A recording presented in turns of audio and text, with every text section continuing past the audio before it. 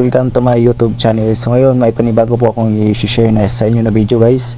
So sa video ito guys is yung Facebook ko is na-disable, hindi na po siya ma-open kasi nga na-restricted yung Facebook ko. So ngayon paano natin i-fix yung na-disable natin na Facebook account.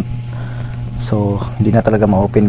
Ipakita ko sa inyo guys yung Facebook ko na na-disable. Ito po yun. Ayan. We disable your account. So ayan, di na po talaga siya ma-open kahit anong gagawin nyo dyan guys. Kahit anong gagawin nyo dyan guys, di na talaga siya ma-open. Ay lagin natin.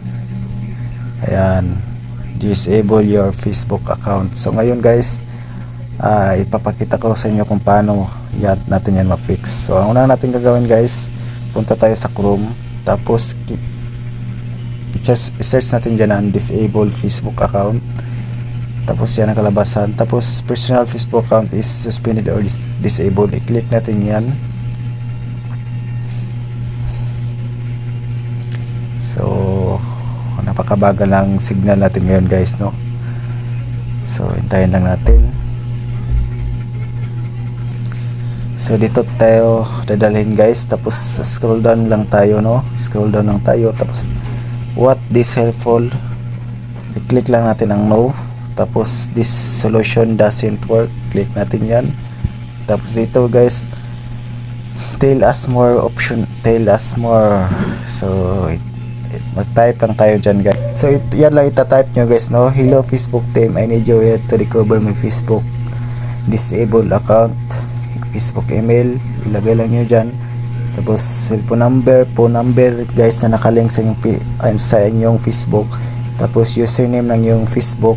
Tapos contact email na gagamitin nyo para mag-contact yung Facebook team sa inyo. So since na tapos na natin nga fill upan guys, no? So pagtapos nyo ilagay dyan guys, i-click lang nyo ang submit. Tapos yung Facebook, yung team Facebook is kukontak sa email na nilalagay ninyo dyan. So i-click natin ang submit guys. So ayun, na-submit na po.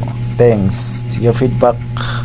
So ayun, hintay lang tayo ng ilang araw para ma-recover yung Facebook natin na na-disable. Yun lang po ang gagawin guys kung paano mag-recover ng ating na-disable na Facebook account. At sana may manalaman na naman kayo sa aking panibagong video. Thank you for watching guys.